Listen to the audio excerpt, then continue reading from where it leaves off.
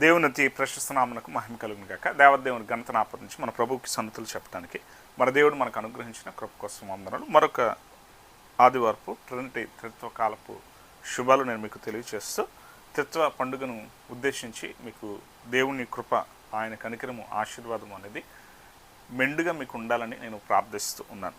త్రిత్వ కాలమానం అనేది ఒక సుదీర్ఘమైన కాలమానంగా ఆ కాలమానంలో అడుగు పెట్టడానికి క్రైస్తవ కాలమానంలో అడ్వెంట్ ఎలా అయితే ఆగమన కాలమానము గురించినటువంటి సిద్ధపడతో ఈ కాలమానం ద్వారా మనము ఎలాగన క్రైస్తవ కాలమానం ప్రకారంగా ఆ కాలంలో ప్రవేశిస్తాము.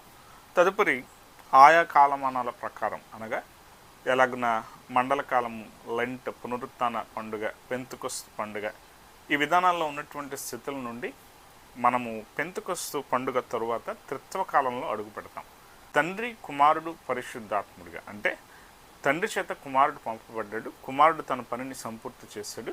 తదుపరి మనల్ని విమోచించేటువంటి ప్రాణ త్యాగమైనటువంటి స్థితితో యేసుక్రీస్తు ప్రభువారు తన ప్రాణాన్ని ఆయన అర్పించిన తర్వాత మనలను విడనాడక మనలను నడిపించడానికి ఆదరణకర్త తోడు మనకు అందించే స్థితి గురించినటువంటి వాగ్దానము కుమారుడు నుండి చేయబడిన స్థితి ఉన్నదో, తండ్రి, కుమారుడు, పరిశుద్ధాత్ముడిగా ఉన్నటువంటి త్రిత్వం అనబడినటువంటి స్థితి ద్వారా త్రిత్వ కాలమానంలో విశ్వాస ఎదుగుదల కొరకు దేవుని కార్యాలను గురించినటువంటి విషయాలు పాఠాలుగా మనం నేర్చుకోవటానికి ఈ త్రిత్వ కాలంలో మనం అడుగుడే వారంగా ఉన్నాం. ట్రినిటాస్ అనేటువంటి లాటిన్ పదం నుండి త్రిత్వం అనే మాట అది ఎలాగను ఉనికిలోనికి వచ్చిందో, త్రిత్వం అనే పదం పరిశుద్ధ గ్రంథంలో మనకు కనబడదు, కానీ తండ్రి, కుమారుడు, పరిశుద్ధాత్ముడిగా దేవుడు ఉన్నాడు అనేటువంటి సత్యం, అంటే కేంద్రమైనటువంటి దైవత్వానికి వేరు రూపకాలుగా ఉన్నటువంటి మూడు రూపాలు, అంటే తండ్రి, కుమారుడు, పరిశుద్ధాత్ముడు అనే రూపాలు మూడు వేరువేరుగా ఉన్న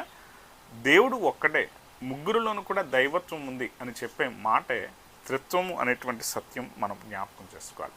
మత్తయి సువార్త 28వ అధ్యాయం 18 నుండి 20 వరకు ఉన్నటువంటి మన లేఖన భాగంలో ఈరోజు తండ్రి, కుమారుడు, పరిశుద్ధాత్మ ప్రేరణ బాప్తిస్మం ఇచ్చు అనే మాట ఉపయోగింపబడింది. తండ్రి, కుమారుడు, పరిశుద్ధాత్ముడు జరిగే ప్రతి కార్యము కూడా అది దేవుని చిత్తానుసారంగా జరగటానికి, ఈ పాత్రలను పోషించే దేవుణ్ణి మనం తెలుసుకోవటానికి ఈ వ్యక్తిత్వ స్వరూపాలు అనేవి వాడబడుతున్నాయి అనే స్థితి ఈ త్రిత్వం అనే మాటలో మనం చూస్తూ ఉన్నాం. ఈరోజు మన లేఖన భాగాలను మనం గమనం చేస్తూ ఉంటే మనం జ్ఞాపకం చేసుకోవాలి.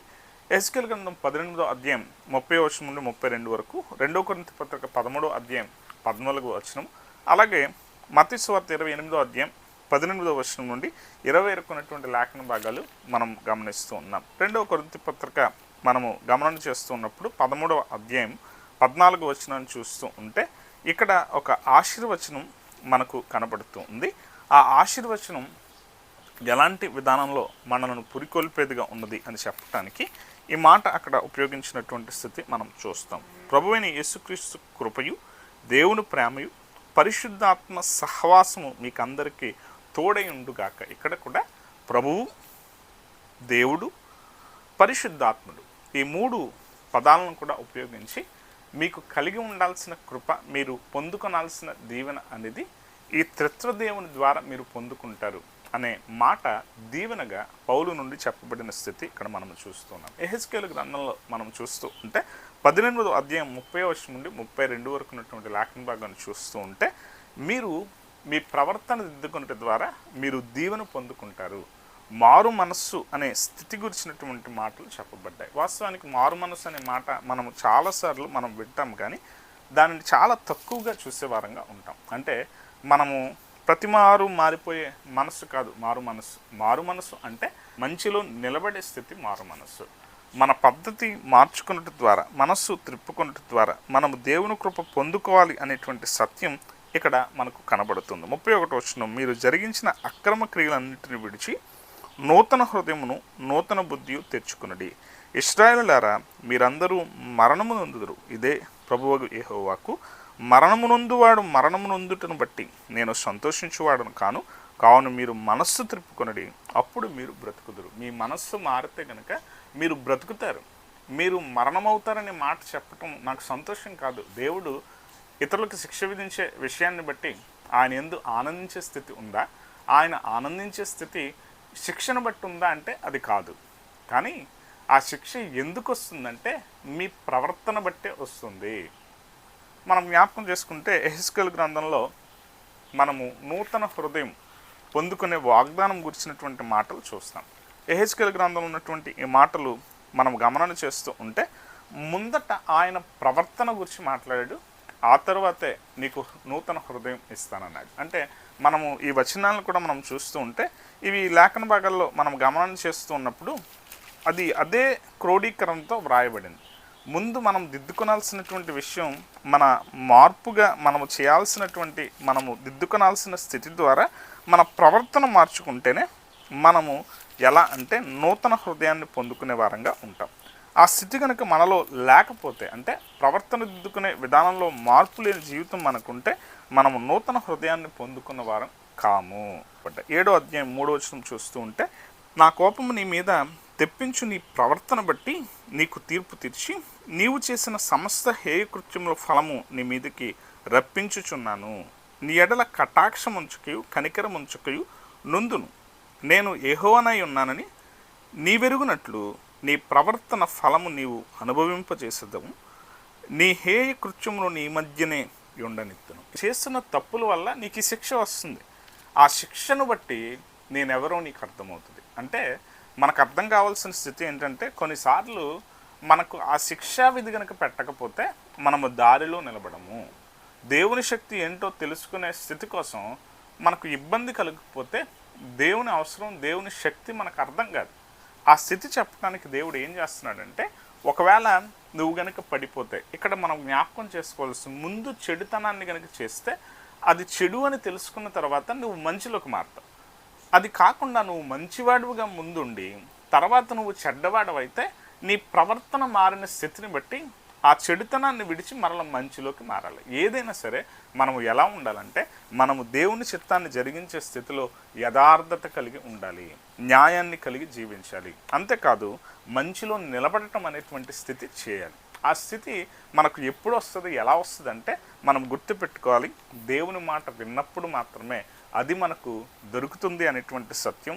దేవుని మాట వినినప్పుడు మాత్రమే మనం మంచిలో నిలబడతాం అనేటువంటి సత్యం మనకు అర్థం కావాలి. యెహెజ్కేలు గ్రంథం 33వ అధ్యాయం 20వ వచనం చూస్తూ ఉంటే, దేవుడు న్యాయవంతుడు కాదు అని మాటలు ఎవరు చెప్తున్నారంటే ఇశ్రాయేల్ ప్రజలు చెప్తున్నారు. వారు ఎలాంటి తీరులో ఉన్నారంటే, వారి ప్రవర్తన, వారు దిద్దుకొనాల్సిన స్థితి కంటే దేవుని మాటలను పాటించి చేయటం అనేది కష్టంగా ఉంది అన్నట్టుగా వారి ఆలోచన ఉన్నాయి. యెహోవా మార్గము న్యాయము కాదని మీరు అనుకుంటున్నారే, ఇశ్రాయేలురా మీలో ఎవరి ప్రవర్తన బట్టి వానికి శిక్ష విధించదను.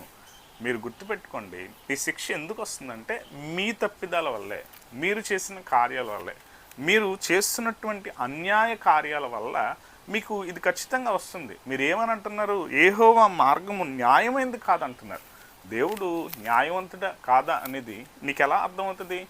నువ్వు ఎప్పుడు కూడా స్వార్థాన్ని ఆలోచన చేసి, నీ నుంచి నీ లాభం ఆలోచన చేసి, నీవెప్పుడు కూడా వేరుగా ప్రవర్తించే స్థితులు చేసి ఇంకా ఆలోచన చేస్తూ ఉంటే, అక్కడ ఉన్న స్థితిలో ఎదుటివానికి నీకు ఉన్నటువంటి స్థితిలో న్యాయం ఏది అనే ఆలోచన చేయకుండా స్వార్థమే ఆలోచన చేసినప్పుడు న్యాయం నీకు ఎలా తెలుస్తుంది?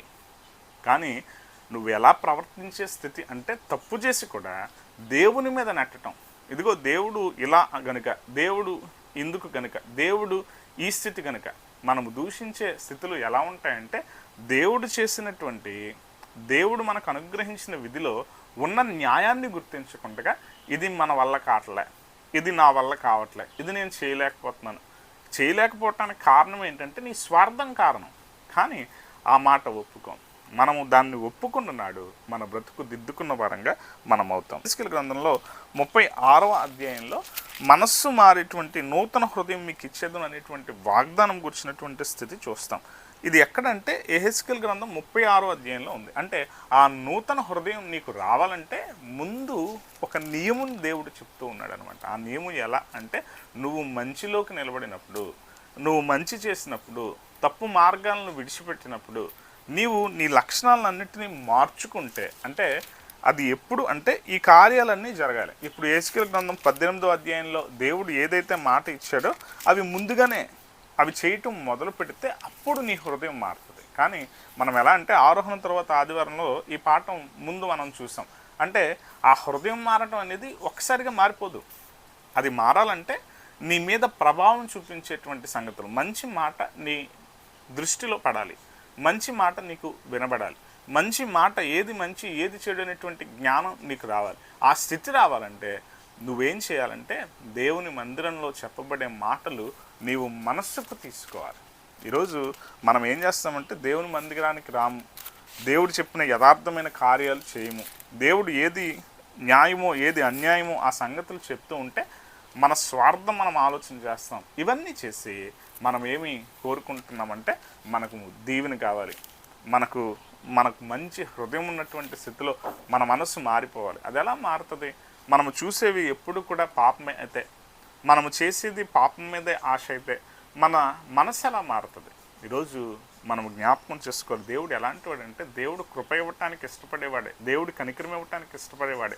నువ్వు మరణమవుతున్న స్థితి ఆయనకేమీ ఆనందం కాదు, కానీ మనం మారే స్థితిలో ఆ సంగతి అర్థం చేసుకుని శిక్ష విధించే విధానంలో దేవుడు ఎలా కనబడుతున్నాడంటే దేవుడు న్యాయవంతుడు, కానీ దేవుణ్ణి ఎలా చూస్తున్నావంటే దేవుణ్ణి అన్యాయస్తుడిగా చూస్తున్నాడు. దేవుడు ఎప్పుడు కోపమే చెప్తాడు, దేవుడు ఎప్పుడు ఖండిస్తూనే ఉంటాడు, దేవుడు ఎప్పుడు కూడా బుద్ధి చెప్పడానికి కార్యాలు చేస్తున్నాడు అన్నట్టు మనం చూస్తాం. కానీ ఆ బుద్ధి మనకు వచ్చే స్థితి ఎప్పుడంటే దేవుడు న్యాయంగా ఉన్నప్పుడే. దేవుడు అనేటువంటి స్థితి ఎలాంటిదంటే అది ఉన్నతమైన స్థితి. ఆ స్థితిలో దేవుడు ఎలా అంటే ఆయన కృప ఇచ్చేవాడుగా ఉన్నాడు. ఈరోజు ప్రకటన గ్రంథంలో ఈ మాట మనం చూస్తూ ఉంటే ప్రకటన గ్రంథం 2వ అధ్యాయం 5వ వచనంలో ఈ మాట మనకు అర్థమవుతుంది. ఈ వచనం చెప్పే మాట ఏమిటి అంటే, నీవు ఏ స్థితిలో నుండి పడిపోతివో అది జ్ఞాపకం చేసుకుని మారు మనసు పొంది ఆ మొదటి క్రియలు చేయము. ఇది ఎవరితో చెప్పేటువంటి స్థితి అంటే ఎఫెసు సంఘంతో చెప్పబడుతున్న తీరు. అంటే మారు మనస్సు అనే మనస్సు ఎలా అంటే, నువ్వు ఇంతకు ముందు మంచివాడివైతే ఏదైనా కార్యాల వల్ల లేదా వేరు వారి వల్ల లేదు వేరు సంగతుల వల్ల లేదా నీ స్వార్థం వల్ల నువ్వు మారి చెడుతనాన్ని చేయటం మొదలు పెడితే గుర్తుపెట్టుకో, నీ చెడుతనాన్ని విడిచిపెట్టి మంచిలోకి మారు. ఒకవేళ ముందు నువ్వు చెడ్డవాడివైతే చెడుతనాన్ని, చెడు మంచి అంటే ఏంటో తెలుసుకుని నువ్వు మంచిలోకి మారు. నువ్వు ఏదైనా నిలబడాల్సింది ఎక్కడ అంటే మంచే చేయాలి. నువ్వు చేసిన ముందటి క్రియలు, ఇక్కడ ఎఫెసు సంఘం మీద తప్పు మోపే స్థితి ఏంటంటే నీవు మునుపటి నీ మంచి కార్యాలను వీడి నీవు తప్పులో పడిపోతున్నావు. ఈరోజు మన బ్రతుకుల్లో కూడా మనం ఆలోచన చేయాలి, మన స్థితిని దిద్దుకోవటానికి మనము ఎక్కడ ఎలా ప్రారంభించామో, ఏ నీతిని ప్రారంభించాము, ఏ వాగ్దానం చేసామో, ఎలా దేవునిలో నిలబడటానికి ఇష్టపడుతున్నాము, ప్రేమ కార్యాలు ఇంతకు పూర్వం మనం చేసిన వారంగా ఉన్నాము, అవన్నీ మానవేసి నేను నీ మీద తప్పు ఒకటి మోపవలసి ఉన్నది. అదేంటి అంటే 4వ వచనం, అయినను మొదట నీకుండిన ప్రేమను నీవు వదిలితివని. అంటే నువ్వు నీలో ఉన్న ప్రేమను విడిచిపెట్టి నువ్వేం చేస్తున్నావంటే నువ్వు కోపాన్ని తెచ్చుకుంటున్నావు, నువ్వు స్వార్థాన్ని పెంచుకుంటున్నావు, నువ్వు ఏం చేస్తున్నావంటే నువ్వు దారి తొలగిపోతున్నావు. ఇవన్నీ కూడా గుర్తుపెట్టుకో, నీ బ్రతుకు దిద్దుకో. నీవు మారు మనసుకు తగిలిన ఫలాన్ని నువ్వు ఫలిస్తే నువ్వు మరణము కావు. ఈరోజు మన జీవితంలో మనం జ్ఞాపకం చేసుకోవాలి, దేవుడు ఎలాంటి వాడు అంటే దేవుడు కృప ఇవ్వటానికి ఇష్టపడేవాడు. తండ్రి, కుమారుడు, పరిశుద్ధాత్ముడు త్రిత్వమైన దేవుడు మనల్ని ఏం చేస్తున్నాడంటే మనల్ని ఉనికిలో ఆశీర్వచనంగా దేవుని పొందుకోవటానికి మనల్ని కాపాడే కార్యాలు చేస్తున్నాడు. ఇవన్నీ ఎలా అంటే మనము గమనం చేయాలి. నోవాహు ఓడ అది నిర్మింపబడిందని ఆలోచన చేసినప్పుడు 3 అంతస్తుల వాడ. అది ఏం చేసింది అంటే ప్రళయం నుండి నోవాహు కుటుంబాన్ని కాపాడింది. అక్కడ విననొల్లని ప్రజ మధ్య దేవుని మాట వినేవాడుగా నోవాహు ఉన్నాడు. ఆ స్థితి వల్ల తాను ఎక్కడ నిలిచాడంటే నోవాహు మాట వినినందున తన కుటుంబం అంతా వారు కట్టే ఓడ అది ఎలాగున ఇతరుల చేత ఎలా నిందించే స్థితిన, ఎలా ఈ ఓడను తీసుకెళ్ళి నువ్వేమైనా సముద్రం దగ్గర పెడతావా, ఏంటి నువ్వు ఇంత పిచ్చి కార్యం చేస్తున్నావు, పని పాట లేనట్టు నువ్వు ఇలాగనే ఈ ఓడ కట్టే దానికోసం జరిగేది ఎప్పుడు జరుగుతుందో ఎలా జరుగుతుందో ఏ సూచన కనపట్లే, ఏ ప్రళయం వస్తున్నట్టుగా స్థితులు లేవు. దేవుడు చెప్తున్న ఏ సంగతులు కానీ కూడా వాతావరణ స్థితులు అలాంటిది అంతా సమాధానంగా ఉంది. నువ్వేంటి నువ్వు పిచ్చోళ్ళలాగా ఏదో కలగని ఏదో మాట విని నువ్వేం చేస్తున్నావంటే ఓడ కడుతున్నావు, 3 అంతస్తుల వాడ. ఈరోజు ఆలోచన చేయాలి, దేవుని మందిరం కూడా ఎలా ఉంటుంది అంటే పరిశుద్ధ స్థలం, అతి పరిశుద్ధ స్థలం, ప్రజ అందరికీ అందుబాటులో ఉన్న స్థలం. అంటే ఇది దేవుని మందిరానికి నిదర్శనంగా వాడ ఉండి అదేం చేసిందంటే ఆయన మాట నమ్మిన నోవాహు కుటుంబాన్ని అది జలప్రళయం నుండి అది కాపాడిందిగా ఉంది. ఈరోజు దేవుని యొక్క ఉనికిగా ఉన్న తండ్రి, కుమారుడు, పరిశుద్ధాత్ముడు ఎలా అంటే పరిశుద్ధాత్ముడే చెప్తున్నాడు అందరికీ, ఇదిగో ఈయన దేవుడని. పరిశుద్ధాత్ముడే చెప్తున్నాడు దేవుని వైపు మీరు తిరగండి అని చెప్పి.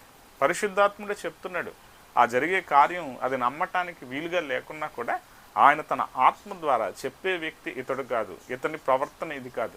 ఆత్మ విభాగింపబడి నాలుకల వలె మాట్లాడినటువంటి స్థితితో ఇతడు ఏమాత్రం ఇతని జీవితంలో ఇతనికి ఈ మాట్లాడిన మాటకు ఇతడు ప్రవర్తించే స్థితికి ఏం సంబంధం లేదు.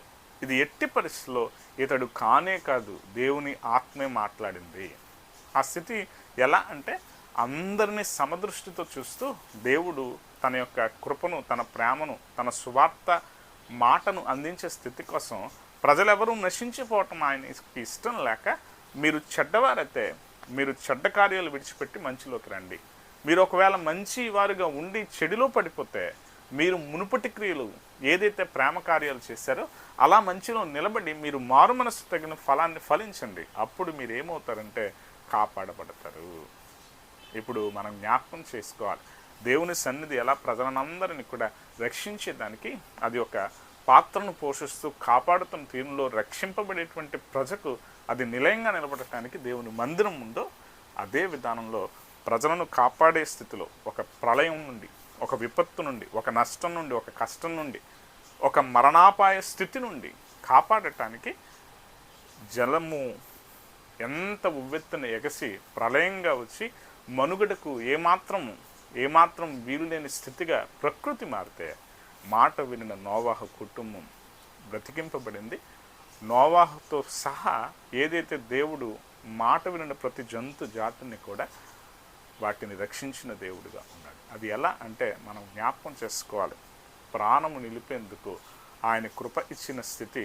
ఒకవేళ ప్రజ చేసిన పాపానికి శిక్షగా ప్రళయం వచ్చినా దేవుని మాట వినిన విధానాన్ని బట్టి నోవాహు కుటుంబం ఆ రోజు రక్షింపబడింది. ఈరోజు మనం కూడా అంతే, దేవుని మాట వింటే గనక, దేవునిని మనము కొనియాడటానికి ఇష్టపడితే గనక, దేవునిని గణపరిచే స్థితిలో ఆయన మాట ఇతరులకు నువ్వు చేసే పని పిచ్చిగా కనబడవచ్చు, ఇతరులకు నువ్వు చేస్తున్న విధానం అది ఏమాత్రం కూడా ఏంటి వీడు అన్నట్టుగా అనిపించవచ్చు. కానీ మార్పుకు తగిన విధానంలో, నా మారు మనస్సుకు తగిన విధానంలో నీ స్థితి నిలబడితే నిన్ను దేవుడు కాపాడేవాడిగా ఉంటాడు. ఆ స్థితిలో మనం వర్ధిల్లుతూ ఇతరుతో కాలంలో సరైన విధానంలో దేవుని కృప పొందుకుంటూ దేవుని ఆశీర్వచనాలు అనుభవించడానికి ఆయా తీరుల్లో దేవుని దీవెను మనం అనుభవిస్తూ తండ్రి, కుమారుడు, పరిశుద్ధాత్ముడు ఆయన పేరట మనము బాప్తిస్వం పొంది మారు మనస్సుకు తగిన అనుభవాన్ని మనము కలిగిన వారముగా జీవిస్తూ ముందుకు కొనసాగడానికి దేవుని కృప సదాములకు తోడే సంరక్షించి కాపాడును గాక. ఆమేన్.